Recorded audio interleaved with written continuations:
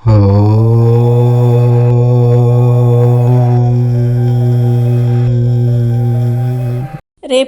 గురువారం రోజు ఎవ్వరికీ తెలియకుండా 5 తులసి ఆకులతో ఒక చిన్న పరిహారం చేస్తే మీకు ఉండే కష్టాలు, బాధలు, దరిద్రం అన్నీ తొలగిపోయి వద్దన్న ఐశ్వర్యం వచ్చి పడుతుందని పండితులు అంటూ ఉన్నారు.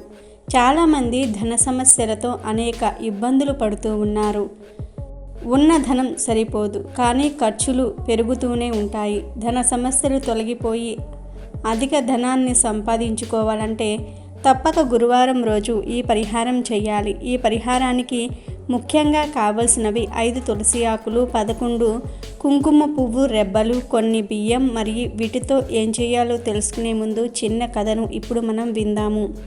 ధవళగిరి రాజ్యంలోని శివపట్నంలో ధర్మేంద్రుడనే యువకుడు ఉండేవాడు. అతను చేతనైన సాయం చేస్తూ ప్రజలకు సాయపడుతూ ఉండేవాడు. అతనికి రాజ్యంలోని ఎన్నో సమస్యలు మనస్తాపం కలిగించాయి.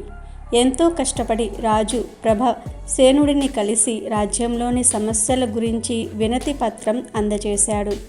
ఎంతకాలమైనా రాజు ఆ సమస్యల గురించి పట్టించుకోలేదు. మళ్ళీ రాజును కలవాలని తన గ్రామం నుండి రాజధానికి బయలుదేరాడు. రాజధాని చేరడానికి అడవి మార్గాన ప్రయాణించాలి. అడవిలో వెళ్తున్న ధర్మేంద్రుడికి ఓ వృక్షం కింద మునీశ్వరుడు కనిపించాడు. ఆయన ముఖంలోని తేజస్సుకు అబ్బురపడి నమస్కరించాడు. మహాతపశ్శక్తి సంపన్నుడైన ముని ధర్మేంద్రుడి నిస్వార్థత, పరోపకార బుద్ధిని, అతని ప్రమాణ కారణాన్ని గ్రహించాడు. ధర్మేంద్రుని ఆశీర్వదించి, నాయనా, నీకు పరకాయ ప్రవేశ విద్య బోధిస్తాను. ఆ విద్య ద్వారా నీవు కోరుకున్న శరీరంలోనికి ప్రవేశించవచ్చు, అనుకున్నది సాధించవచ్చు అన్నాడు. ధర్మేంద్రుడికి పరకాయ ప్రవేశ మంత్రాన్ని చెప్పాడు. ఆ విద్య 10 సంవత్సరాలు పనిచేస్తుందని చెప్పాడు. ఆయన వద్ద సెలవు తీసుకొని ప్రయాణమైన ధర్మేంద్రుడికి దారిలో చచ్చిపడి ఉన్న కుందేలు కనిపించింది. ధర్మేంద్రుడు పరకాయ ప్రవేశ విద్యను పరీక్షించదలిచి ఓ వృక్షం కింద చేరి మంత్రాన్ని ఉచ్చరించాడు. అతని ఆత్మ కుందేలు శరీరంలో ప్రవేశించింది. కుందేలు శరీరంతో కొంత దూరం పరుగులు తీశాడు. అటూ ఇటూ తిరిగాక తన శరీరాన్ని వదిలిన వృక్షం వద్దకు చేరుకున్నాడు. అక్కడ ధర్మేంద్రుడి శరీరం లేదు. గుర్తులను బట్టి జంతువు తన శరీరాన్ని లాక్కెళ్ళిందని గ్రహించాడు. తన శరీరాన్ని సురక్షితమైన ప్రదేశంలో వదలక పొరపాటు చేశానని చింతించాడు. మునీంద్రుని కలుసుకుని జరిగిన విషయం చెప్పాడు. ముని ధర్మేంద్రుణ్ణి ఓదార్చి, నాయనా, కొన్ని రోజుల్లో ఈ దేశపు రాజు ప్రభవసేనుడు ప్రమాదవశాత్తు మరణిస్తాడు. నీకిష్టమైతే ఆయన శరీరంలోనికి ప్రవేశించి రాజు స్థానంలో ఉండి ప్రజలకు ఉపకారం చేయవచ్చు అని చెప్పాడు. ధర్మేంద్రుడు అక్కడ నుండి బయలుదేరి రాజధాని చేరుకున్నాడు. రాజధాని చేరాక వాడికి ఓ చోట ఒక యువకుడు శవం కనిపించింది. ఆ యువకుడి పేరు చంద్రుడు. అతను చేనేత కార్మికుడు. రాజ్యంలో చేనేత వస్త్రాలకు కార్మికులకు సరైన గుర్తింపు లేదు. సరైన ధర లేక వారి జీవితం దుర్భరంగా ఉంది. రాజు ఆ విషయంలో ఏ చర్య తీసుకోలేదు. బ్రతుకు దినదిన గండమే. అప్పుల బాధ భరించలేక మరో మార్గం లేక చేనేత కూలీలు ఆత్మహత్య చేసుకుంటూ ఉన్నారు. అలా మరణించిన వాడే చంద్రుడు. ఆ సమయంలోనే రాజు ప్రభసేనుడు మరణించాడనే విషయం ధర్మేంద్రుడికి తెలిసింది. అప్పుడు ధర్మేంద్రుడి ఆత్మ పరకాయ ప్రవేశ మంత్రాన్ని పఠించి చంద్రుడి శరీరంలో ప్రవేశించింది. చంద్రుడు లేచి కూర్చున్నాడు. చంద్రుడి తల్లిదండ్రులు సంతోషంతో ఉక్కిరిబిక్కిరయ్యారు. రాజు ప్రభసేనుడి అంత్యక్రియలు ముగిశాయి. ఆయన కుమారుడు చక్రసేనుడు రాజయ్యాడు. చంద్రుడి శరీరంలో ఉన్న ధర్మేంద్రుడు చేనేత కార్మికులందరినీ కూడా ఏకం చేశాడు. వారికి న్యాయం కావాలని, వారి కోరికలను, కష్టాలను రాజు తీర్చాలని నిరాహార దీక్షకు పూనుకున్నాడు. కార్మికులందరూ కూడా చంద్రుడి వెనకాల చేరారు. విషయం చక్రసేనుడికి తెలిసేసరికి రాజ్యమంతటా చైతన్యం వచ్చింది. ఎక్కడికక్కడ నిరాహార దీక్షలు మొదలయ్యాయి. ఉద్యమం ఊపందుకుంది. రాజు మంత్రులతో చర్చించాడు. కార్మికుల సమస్యలు తీరడానికి సరైన చర్యలు తీసుకున్నాడు. సహకార పథకాలను రూపొందించి అమలు చేశాడు. చేనేత కార్మికుల జీవితాలలోనికి వెలుగొచ్చింది. కానీ అంతకాలం వారి శ్రమను దోచుకున్న దళారి దోపిడీదారులు చంద్రుడి మీద పగబట్టి దాడి చేసి శరీరాన్ని ముక్కలు ముక్కలుగా నరికారు. ధర్మేంద్రుడి ఆత్మ చంద్రుడి శరీరాన్ని వదిలేసింది. రాజ్యంలో స్త్రీలను కలవరపరుస్తూ కన్నీటికి కారణమవుతున్న సమస్యల్లో సురాపానం ఒకటి. తాగుబోతైన భర్త కొట్టే బాధలు భరించలేక నరసమ్మ అనే ఒక యువతి ఆత్మహత్య చేసుకుంది. ధర్మేంద్రుడి ఆత్మ ఆమె శరీరంలోనికి ప్రవేశించింది. తాగి వచ్చి శవాన్ని కూడా తిడుతున్న భర్తను ఉన్నట్లుండి నరసమ్మ లేచి చితకబాదింది. ఆమె దెబ్బలకు వాడు మూలుగుతూ క్రింద పడిపోయాడు. ఇక ముందు తాగితే చంపేస్తానని భర్తను బెదిరించింది. ఇదంతా చూస్తున్న జనం ఆశ్చర్యపోయారు. నరసమ్మ స్త్రీలందరినీ కూడా ఏకం చేసింది. సురాపానాన్ని అరికట్టాలని, తాగి వచ్చిన వారిని ఇంటిలోనికి రానివ్వకుండా బుద్ధి చెప్పాలని అందరినీ కూడా ప్రేరేపించింది. సారా నిషేధానికి ఉద్యమం లేవదీసింది. స్త్రీలందరూ కూడా సారా అమ్మేవారిపై తిరుగుబాటు చేశారు.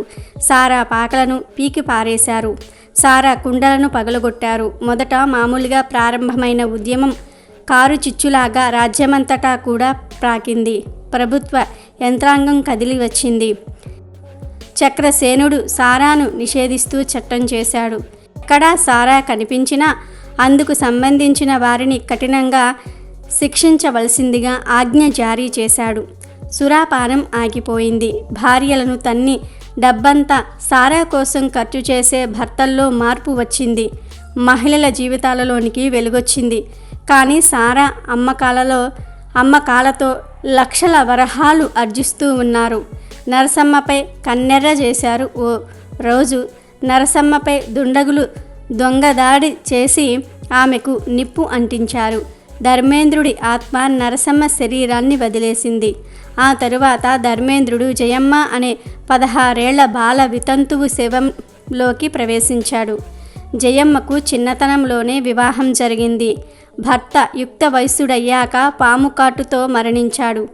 వాడితో వివాహమయ్యింది కాబట్టి ఇక ఆమెకు మళ్ళీ పెళ్లి చేసుకునే అర్హత లేదని, ఆచార రీత్యా జీవితాంతం వితంతువుగా ఉండాలని పెద్దలు నిర్ణయించారు. అభం శుభం తెలియని ఆ పిల్ల ఆత్మహత్య చేసుకుంది. ధర్మేంద్రుడి ఆత్మతో పునర్జన్మ ఎత్తింది. అప్పుడు ఆమె బాల్య వివాహాలను నిషేధించాలని ఉద్యమం లేవదీసింది. జనాన్ని ప్రోగు చేసి ఉపన్యాసాలిచ్చేది. ఆమె మాటలకు ప్రభావితులై చాలామంది ఉద్యమంలో చేరారు. మామూలుగా ప్రారంభమైన ఉద్యమం దావాగ్నిలా రాజ్యమంతటా కూడా ప్రాకి తీవ్ర స్థాయికి చేరుకుంది. చక్రసేనుడు మంత్రులతో చర్చించి బాల్య వివాహాలను నిషేధిస్తూ శాసనం చేశాడు. ఈ విధంగా ధర్మేంద్రుడు తన శరీరాన్ని మార్చుకుంటూ ప్రజలందరినీ కూడా ఏకం చేసి నిరాహార దీక్షల ద్వారా ప్రతి పల్లెలో వైద్యశాలలను, పాఠశాలలను, నీటి వనరులను సాధించాడు. అంగవైకల్యంతో బాధపడే వారికి ప్రత్యేక ఉద్యోగాలు ఇచ్చేలాగా చేశాడు. రైతుల సమస్యలు, కూలీల సమస్యలు తీరేలాగా చేశాడు. ధవళగిరి రాజ్యంలోని ప్రజలకు ఏ సమస్యలు లేకుండా చేశాడు. ఆ రాజ్యం రామరాజ్యంలాగా మారింది. పొరుగు రాజ్యాలకు మార్గదర్శకమయ్యింది. అలా 10 సంవత్సరాలు పూర్తయి ధర్మేంద్రుడి ఆత్మ పరలోకం చేరుకునే సమయం ఆసన్నమయ్యింది. ఆ సమయంలో ఒక కూలీవాడి శరీరంలో ఉన్న ధర్మేంద్రుడికి ముని కనిపించాడు. మునికి నమస్కరించి తాను ధర్మేంద్రుడినని చెప్పి తాను చనిపోయిన రాజు ప్రభవసేనుడి శరీరంలో చేరలేదని చెప్పాడు. 10 సంవత్సరాల కాలంలో తాను సాధించిన విజయాలు ఆయనకు వివరించాడు. ముని ధర్మేంద్రుడి పరోపకార గుణాన్ని, బుద్ధి కుశలతను ప్రశంసించాడు. ధర్మేంద్రుడి ఆత్మ సమయం రాగానే పరలోకం చేరుకుంటుంది. ముని వెంట ఉన్న ఆయన శిష్యుడు వారి మాటలు విన్నాడు. శిష్యుడికి ఓ సందేహం కలిగింది. స్వామి, ధర్మేంద్రుడిలో పరోపకార బుద్ధి ఉన్నది, కానీ బుద్ధి కుశలత మచ్చుకైనా లేదు. ఏమాత్రం తెలివితేటలు లేవు. రాజ్యంలోని సమస్యలు తీర్చడానికి అతను చాలా కష్టపడ్డాడు. చంద్రుడి శరీరంలోనికి కాకుండా చనిపోయిన ప్రభవసేనుడి శరీరంలోనికి పరకాయ ప్రవేశం చేసి ఉంటే రాజస్థానంలో ఉండేవాడు. అప్పుడు శాసనాలు చేసి కార్మికుల శ్రమకు తగిన ప్రతిఫలం అందేలాగా చేయవచ్చు. వికలాంగులకు ఉద్యోగాలు ఇవ్వచ్చు. సారా బాల్య వివాహాలను నిషేధిస్తూ చట్టాలు చేయవచ్చును. వైద్యశాలలు, విద్యాలయాలు, నీటి వసతులను ఏర్పాటు చేయవచ్చు. ప్రజల కోసం ఏ ప్రయోజక కార్యక్రమాలైనా సరే రాజస్థానంలో ఉంటే ఎంతో సులభంగా చేయవచ్చు. అలాంటి అవకాశం ఉండి అతను ప్రభాసేనుడి శరీరంలో ప్రవేశించలేదు. అలాంటి ధర్మేంద్రుణ్ణి మీరు బుద్ధి కుశలత కలవాడని ప్రశంసించడానికి కారణం ఏమిటి అని అడిగాడు శిష్యుడు. ఆ మాటలను ముని చిరునవ్వు నవ్వి, ధర్మేంద్రుడు చాలా తెలివైనవాడు. రాజు శరీరంలో ప్రవేశించి తన ఆశయాలకు పరోపకార బుద్ధికి అనుగుణంగా శాసనాలు చేయవచ్చు. ప్రజలు అడగకుండానే వారి సమస్యలను తీర్చవచ్చు. కానీ ఒక రాజు చేసిన శాసనం మరో రాజు రాగానే వృధా కావచ్చు. సారా బాల్య వివాహాలు మళ్ళీ మొదలు కావచ్చు. వైద్యశాలలున్నా వైద్యులు లేకపోవచ్చు. విద్యాలయాలు ఉన్నా సరే ఉపాధ్యాయులు లేకపోవచ్చు. అందుకే ఎలాంటి సమస్యలైనా సరే తీర్చుకోవడానికి ప్రజలను చైతన్యవంతులుగా మార్చటం ముఖ్యం. ఊరకే శాసనాలు చేస్తే సరిపోదు. శాసనాలు అమలు జరగాలంటే ప్రజల సహకారం, వారిలో నిరంతర చైతన్యం అవసరం. రాజులు మారవచ్చు, శాసనాలు మారవచ్చు, కానీ ప్రజల్లో రగిలించిన చైతన్యం మారదు. ప్రజలు వారి సమస్యలను పట్టించుకొని విలాసవంతుడైన రాజును, పాలనా యంత్రాంగాన్ని సైతం కదిలించి తమ సమస్యలను తీర్చుకోగలగాలి.